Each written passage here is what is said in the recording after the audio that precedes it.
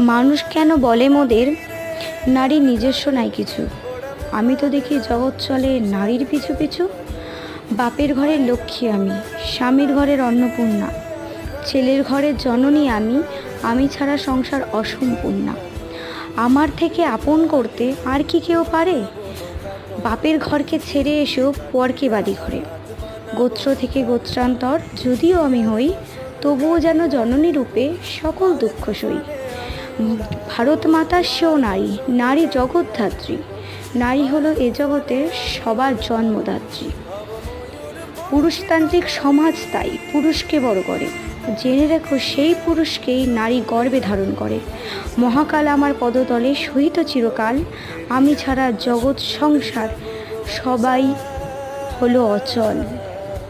আমি ছাড়া জগৎ সংসার সবই হলো অচল।